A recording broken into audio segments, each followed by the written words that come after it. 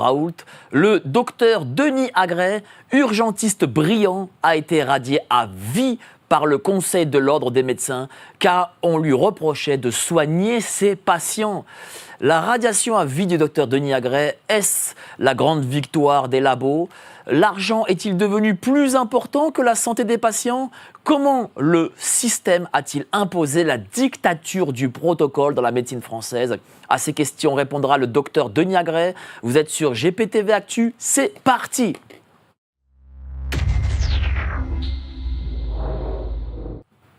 Il ne faut pas avoir peur. Bonsoir à tous, vous êtes sur GPTV Actu, la petite chaîne qui monte et qui parle d'actualité comme Apolline de Malherbe ne le fera jamais. On reçoit aujourd'hui le docteur Denis Agrey. Il a été radié à vie très récemment. Évidemment, les grands médias ne veulent pas en parler, ils veulent cacher cela. Nous, on reçoit ici Denis Agrey parce que voilà, moi je trouve ça scandaleux. Je le connais bien, notre ami Denis, et ça me peine de le voir radié, sachant qu'il était urgentiste depuis 2006. Il a sauvé nombre de gens et puis il faut voir en plus ce que c'est aujourd'hui les urgences. On va parler de toute façon avec Denis Agrey, mais n'oubliez pas de vous abonner à la lettre de Géopolitique Profonde et on fait une offre. 7 jours gratuits sur tous nos services. Si vous vous abonnez à l'aide de Géopolitique Profonde, 7 jours gratuits pour tous nos services. Allez-y, vous cliquez sur le lien ci-dessous. Salut cher Denis. Moi, ça me fait beaucoup de peine lorsque j'ai appris ta radiation par le Conseil de l'Ordre. Raconte-nous un peu, du coup, comment ça s'est passé et qu'est-ce que le Conseil de l'Ordre te reproche ? Bonjour. Écoute, merci de me donner la parole. Effectivement, tu parles de peine, mais je pense que, juste pour reprendre un adage, on dit que le malheur des uns fait le bonheur des autres. Mais je pense que c'est faux. Je pense qu'on est beaucoup plus dans un bonheur des autres. Le bonheur des autres. Alors, on t'entend pas très bien, Denis. Donc, en fait... Vas-y, continue. Ouais. Ça marche, là ? Ouais, vas-y, continue. Voilà. Donc, en fait, tu veux, lundi dernier, comme les médias mainstream sont très forts, Midi Libre m'a appelé sur mon téléphone et m'a dit « Vous êtes de l'ordre national ». Définitif, moi je le modère énormément, c'est parce que je suis bien vivant, j'ai toujours mes diplômes, j'ai toujours mes compétences et que, bon, ou pas. Et puis il y a aussi des recours médiatiques et politiques parce que tout ça, c'est des décisions qui sont, à mon sens, beaucoup plus politiques que juridiques. D'autant plus que le Conseil de l'Ordre, on n'a pas juridiquement dantesque et qu'il y a des choses qui prévalent là-dessus, notamment le Code civil et le Code pénal. Donc j'ai appris ça par Midi Libre, par téléphone. J'ai reçu le recommandé le lendemain à la maison. Bon voilà, ils sont extrêmement. Je dis j'ai reçu un carton rouge quoi, tu vois, mais en fait ça fait depuis 2021 que je vis du harcèlement moral institutionnel et qui est absolument irrespectueux de moi. Et moi, là où j'en veux le plus, c'est que ça attente à mon image publique et ça attente aussi à ce que mes enfants vivent. Et ça, pour moi, et mes parents aussi. Mais ce que je trouve le plus irrespectueux de la part d'un gouvernement, c'est que ça vient toucher la conscience de mes enfants et ça me décrédibilise devant mes enfants. Et ça, je ne l'accepte pas et je le tolère pas. C'est pour tôt ou tard et il va falloir qu'un jour, entre autres à l'Élysée, qu'à l'ordre des médecins, ils baissent un peu leurs armes parce que c'est pas respectueux de traiter des médecins en France comme ça. Voilà. Surtout que toi, tu es médecin urgentiste. On sait ce qu'il en est aujourd'hui des urgences. des gens meurent à l'entrée des urgences parce qu'on n'a plus de personnel, on n'a plus d'infirmières, on n'a plus de médecins. Cette décision-là, tu l'as vue comment? Comme une injustice?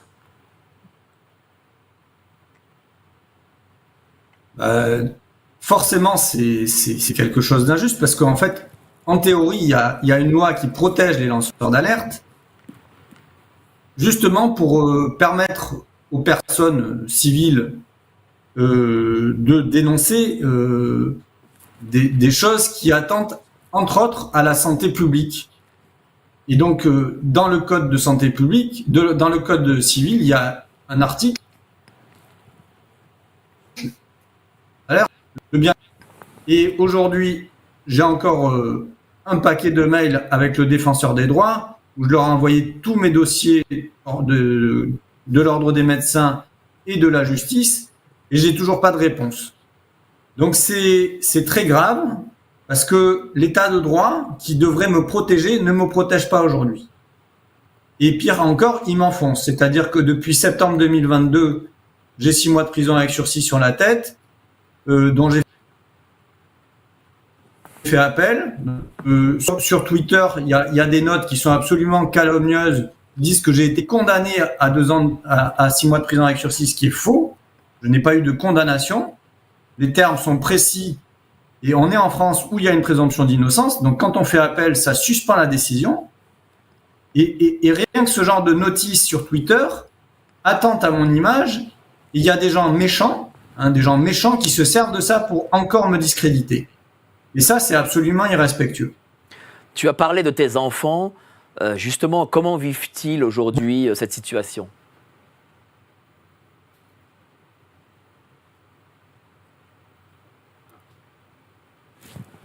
Alors, on a quelques problèmes de connexion, mais bon, c'est drôle. Lorsque les gens sont radiés du Conseil de l'ordre des médecins, ils ont des problèmes de connexion. Je ne sais pas pourquoi, hein, c'est comme ça, c'est la France. Vas-y, cher Denis.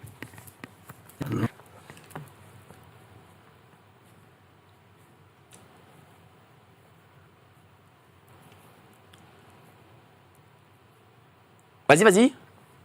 Tu nous entends?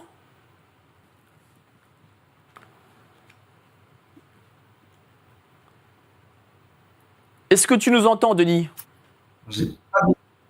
J'ai pas bien entendu ce que tu as dit. Justement, tu as parlé tout à l'heure de tes enfants. Comment vivent-ils cette situation? Écoute, moi je les protège.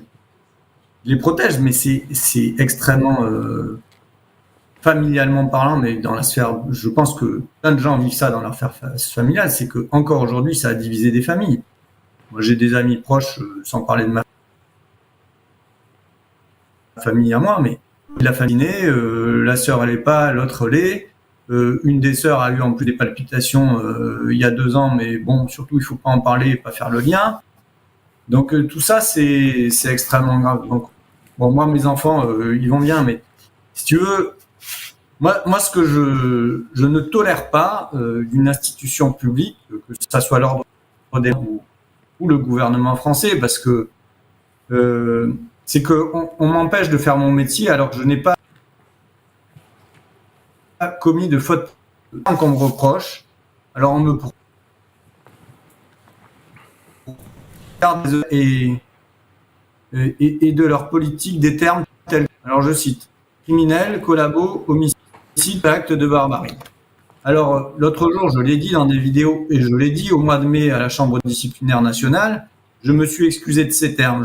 J'ai dit que sans doute dans les manifestations, j'avais été emporté par, on va dire, un certain jugement et que ce n'étaient pas des termes appropriés. Mais quand bien même je me suis excusé à la Chambre disciplinaire nationale pendant au moins 3 heures, ils continuent à enfoncer le clou, tu vois. C'est vraiment... on veut je veux dire un gros terme, mais on veut me crucifier, tu vois. Je veux dire, moi, ça fait 3 ans que je vis des procédures complètement hallucinantes. Et on peut dérouler un peu le fil pour reprendre, pour que les gens comprennent ce que je vis vis-à-vis de ces institutions depuis 3 ans. Ben, voilà, donc en fait, si tu veux, j'ai été licencié d'une fondation où je travaillais. Ça s'appelle la Fondation Alors, répète parce que ça a coupé. J'avais un poste de formation médicale. Le siège est à Paris, à Montrouge. Ouais. Répète parce que ça a coupé. Département d'information médicale. D'accord. Ah voilà, pardon. Vas-y, continue. Je vais parler moins vite.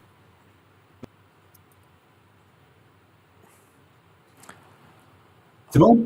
Vas-y, continue. Ouais, c'est pas bien. Donc, j'étais médecin du département d'information médicale à la Fondation Partage et Vie. Et j'avais accès aux bases de données. Je sais pas si ça marche très bien. Et en fait, mon directeur m'a licencié. Mon directeur m'a licencié en janvier 2021, alors que j'avais des données extrêmement rassurantes sur le Covid, fin 2020, où en gros, les 90 cas n'étaient pas de la fondation. Et quand j'ai révélé ça, il m'a licencié en me disant on connaît les chiffres, on n'en parlera pas. Vous m'entendez? Oui, je t'entends. Vas-y, continue. Ah ouais, voilà. Ok. Donc ça a été une rupture institutionnelle majeure. Ils m'ont licencié pour faute grave. J'attends toujours le jugement au prud'homme. C'est passé en octobre 2023 au prud'homme à Montpellier, mais ça a été reconduit dans 2 ans. Donc ils veulent surtout pas dire que Denis Agré a été licencié de manière orale et en plus de manière politique, puisque dans le jugement, mes directeurs se plaignaient que dans les mails de l'institution, j'avais un peu fait de pub en disant que je voulais me présenter au présidentiel de 2022. Donc ça s'appelle aussi un licenciement politique. Et je suis un opposant politique de M. Macron. Ils ne veulent pas d'opposants politiques, donc ils préfèrent te dégager. Ça, c'est la France aujourd'hui. Voilà. Mais toi, Ça marche en plus, encore? ça marche. Toi, en plus, tu es urgentiste depuis 2006. Entre 2006 et justement 2020, tu as eu une carrière irréprochable. Je veux dire, tu faisais pas. J'ai eu aucun. Tout à fait. Ordinal pour la prise en charge des patients. Et j'ai eu mon métier de médecin d'information médicale où je faisais beaucoup de gestion de base de données, de production de rapports à la direction. Et ça se passait sans problème. Donc, si tu veux, tout ça, c'est venu comme un coup près. Et de toute façon, ce qui s'est passé avec le Covid dans la vie de plein de gens, y compris de soignants, a été absolument abominable. Et après, si tu veux, donc pour reprendre à début 2021, il a vu en 2021, et l'ordre des médecins s'est servi de ça pour m'envoyer en chambre disciplinaire en avril 2022, en disant que j'avais bousculé une infirmière dans un service d'urgence parce que j'étais allé voir une amie très proche, une patiente qui était en fin de vie, et pour le soi-disant protocole Covid, ils m'ont empêché de rentrer. Et c'est même pas moi qui ai bousculé l'infirmière, c'est elle qui me bloquait parce que j'essayais de passer dans le sas. Elle m'a bloqué contre le mur. Ce jour-là, ils m'ont envoyé les flics. Au bout d'une heure que j'attendais dans le couloir, parce qu'ils m'ont dit vous attendez, Béatrice, elle va être transférée au CHU. Quand elle partira, vous pourrez la voir avec les brancardiers. Et en fait, au bout d'une heure, il y a 3 policiers qui sont arrivés dans le couloir. Ils savaient très bien que j'étais médecin parce que je m'étais présenté avec mon caducée à l'accueil. Et ils m'ont agressé.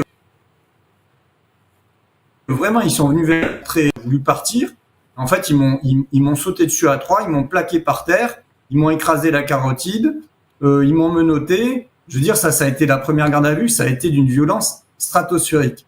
J'ai eu des certificats de causes et blessures authentifiés par médecin légiste, où j'ai eu un érythème au cou parce que tellement ils m'ont écrasé, et puis surtout, j'ai perdu une sensibilité au pouce gauche.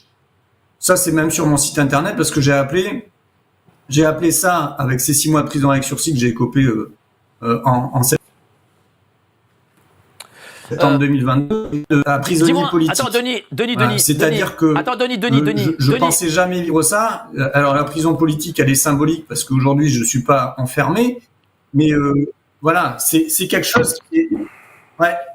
Est-ce que tu peux basculer, je vois que tu as un téléphone. Est-ce que tu peux basculer sur ton téléphone? Je pense qu'on verra mieux avec ton téléphone.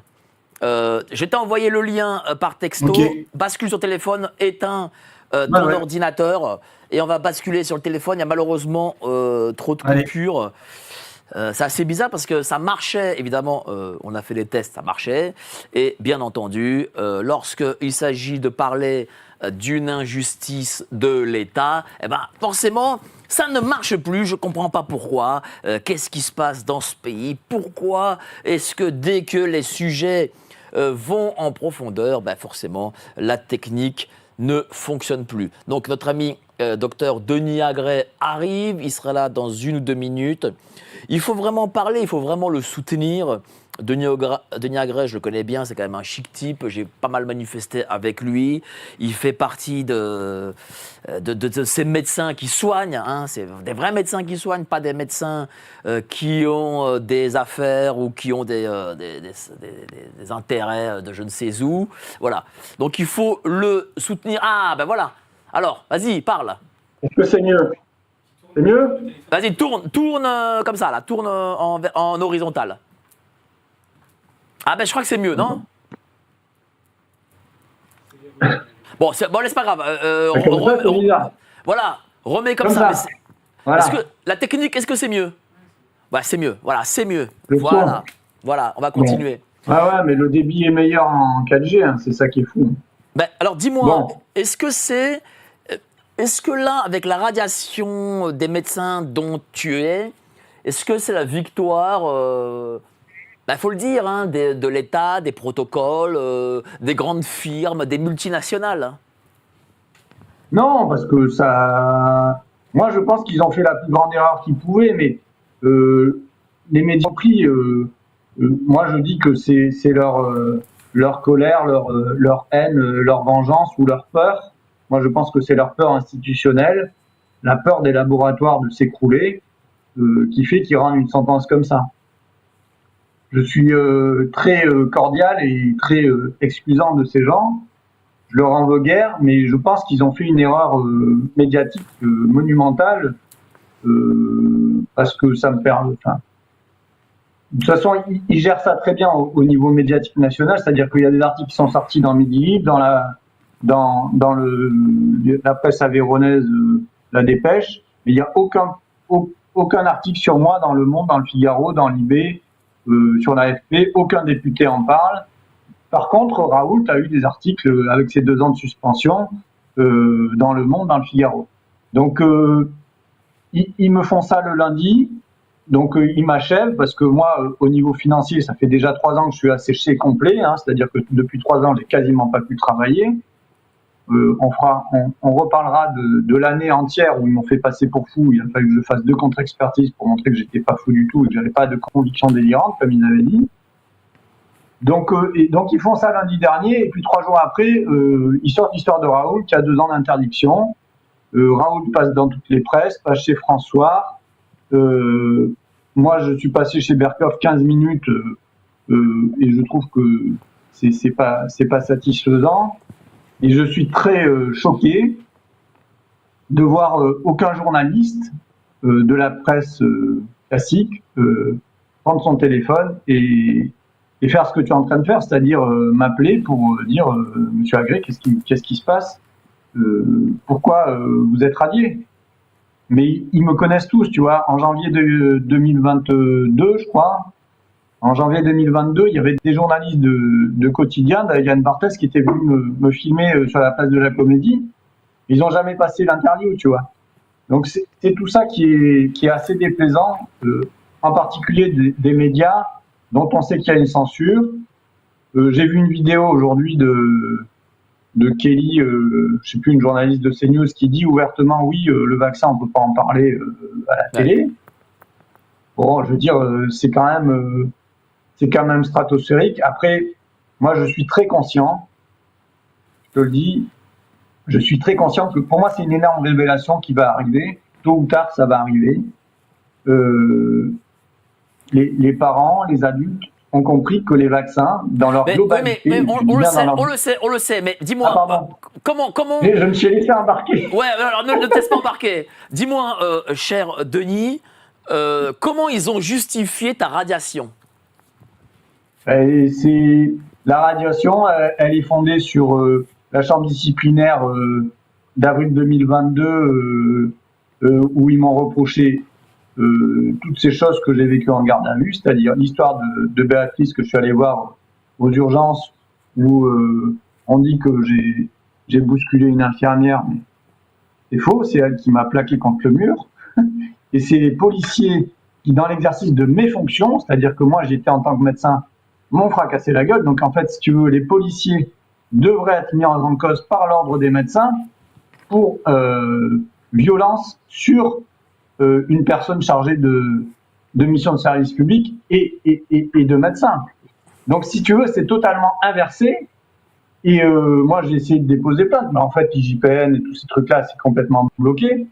Donc c'est absolument abominable. Donc ils se fondent là-dessus. Mais bien sûr, c'est tourné à l'envers.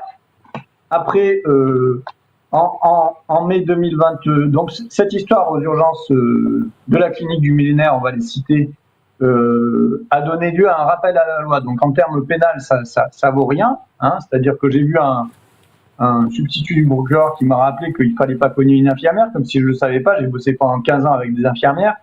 Et évidemment, j'ai attenté aucunement à cette infirmière. C'est elle qui m'a bousculé, je le redis. Après, en janvier 2021 aussi, la même semaine, j'avais fait une photo d'enfants, 4 enfants, dont un petit que je connaissais très bien. Et je leur ai dit le matin en allant à l'école, enlevez le masque et tenez-vous par la main. Donc j'ai fait une photo des 4 enfants, dont au moins 2 je connaissais très bien, les 2 autres je les connaissais moins, mais les parents étaient à côté. Et je leur ai dit, vous tenez la main, vous enlevez le masque et vous me faites un sourire. J'ai fait cette photo et je l'ai publiée. Et en fait, dans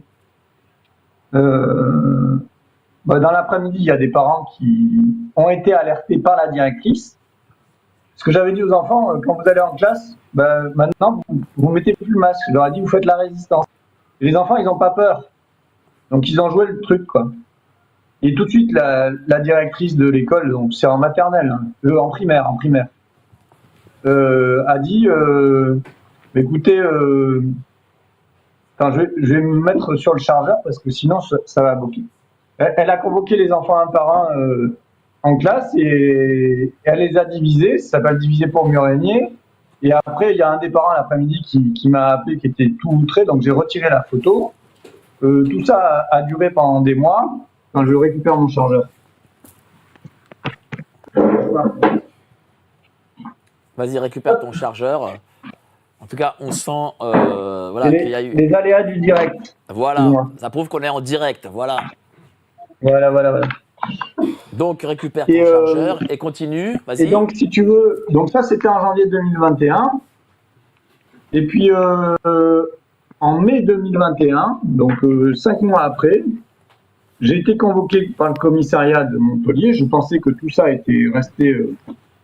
avait été enterré.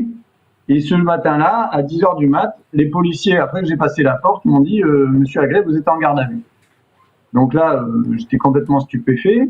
En garde à vue, j'ai appris qu'ils avaient auditionné tous les gamins un par un, avec les parents. Et puis le soir à 18h, alors qu'ils n'avaient rien contre moi pour me garder, le policier m'a dit devant mon avocate « Vous pourriez sortir ce soir, mais c'est politique ». C'est politique, elle a dit. Donc si... Ouais, le policier m'a dit, vous pourriez sortir ce soir, mais c'est politique. Devant l'avocate. J'ai dit, mais si vous voulez, on va manger au restaurant. Vous dites pas à vos chefs et je reviens demain matin. Tu vois? Mais c'est juste, c'est de la répression. C'est de la répression volontaire, organisée. C'est un truc de dingue.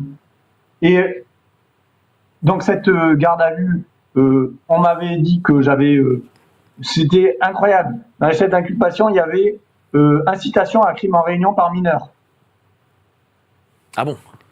Donc tu vois, ça a sauté parce que c'était complètement délirant comme chef d'inculpation. Après, ils avaient dit, je sais plus quoi, mise en danger de la vie d'autrui parce que je leur ai dit de pas porter les masques. Et donc ça a été jugé plus tard au tribunal. J'ai eu une relaxe complète. Voilà. Mais dis-moi, tu as parlé tout à l'heure du fait qu'ils te disaient fou, voilà, ils expliquaient que tu étais fou. Raconte-nous voilà. ce moment de l'histoire. Alors voilà. Donc j'ai eu la chambre disciplinaire en avril 2022, chambre disciplinaire Occitanie, où ils ont rendu une sentence aussi déjà à l'époque complètement hallucinante, où on m'a dit vous avez 3 ans d'interdiction d'exercer la médecine. Donc ça c'était en avril 2022, et puis si tu veux là la coupe elle était vraiment pleine, mais vraiment pleine. Et j'ai déposé plainte au commissariat de gendarmerie à Montpellier, dont la plainte est toujours au commissariat à Montpellier, contre le président du Conseil de l'Ordre et le directeur de l'ARS Occitanie, parce qu'il commençait vraiment à dépasser les bornes et qu'il y avait déjà un bon paquet de décès sur les données de l'Agence du médicament. Il y avait plus de 800, 900 décès et je sais plus 20, 25, 30 000 effets indésirables graves. Donc j'ai déposé plainte au commissariat avec ces données publiques, officielles de l'Agence du médicament. Et ils ont su que j'avais déposé plainte. Et pour moi, ils ont fait un détournement de pouvoir, c'est que suite à ça, en juin 2022, j'ai dû passer, ils m'ont obligé à passer une commission d'expertise et une commission expertise de compétences et une commission d'expertise psychiatrique. Donc en septembre 2022, j'ai eu une commission d'expertise de compétences qui a été favorable. Donc j'ai passé 2 heures avec 3 experts en médecine générale auprès du tribunal pour expliquer, pour répondre à des QCM, hein, des cas cliniques sur un PowerPoint avec mon avocat à côté, et j'ai eu, j'aurais aimé savoir si j'avais 16 ou 18 sur 20. J'aime bien rigoler comme ça parce que, si tu veux, c'était encore un examen médical après la première année, où j'ai rappelé dans mon tweet que j'étais 3e en première année, après l'internat de médecine où j'étais 1000e sur 5000 en santé publique, après le concours de praticien hospitalier où j'ai été reçu en santé publique, etc., etc. Donc là, c'était encore un examen médical de compétences que j'ai eu favorablement. Donc ça, c'était juin 2022. Et comme ça suffisait toujours pas, moi je pensais pas du tout, mais mon avocat m'a dit si, il faut y aller. Et ben ils m'ont fait passer une expertise, soi-disant une expertise, hein, on dit vraiment entre guillemets, parce que les experts sont assez défaillants à mon sens, pour arriver à rendre des rapports comme ça. En novembre 2022, ils ont rendu un rapport, après que j'ai passé 3 heures avec eux, de nouveau 3 experts auprès du tribunal de Toulouse en psychiatrie, avec mon avocat à côté, et ils ont rendu un rapport en disant que j'avais la seule phrase qui venait à tenter à ma probité, c'est que j'avais des convictions délirantes. Donc déjà, c'est pas un diagnostic médical, et puis ils proposaient aucune solution de traitement, puisque a priori, des convictions, elles sont fondées sur des faits. En tout cas, les miennes, elles sont fondées sur des faits. C'est pas fanfreluche, j'ai pas inventé l'eau chaude, comme on dit. Et donc le Conseil de l'Ordre de l'Hérault, en janvier 2023, tu vois l'histoire, hein, c'est rocambolesque, a rendu un rapport disant qu'il m'interdisait d'exercer la médecine. Et donc là, j'ai fait un recours de nouveau, et là, le recours n'était pas suspensif de la décision. Donc toute l'année 2023, de toute façon, tu vois, tout ce que je t'ai raconté déjà, 2021, 2022, j'ai pas pu bosser tellement j'ai été...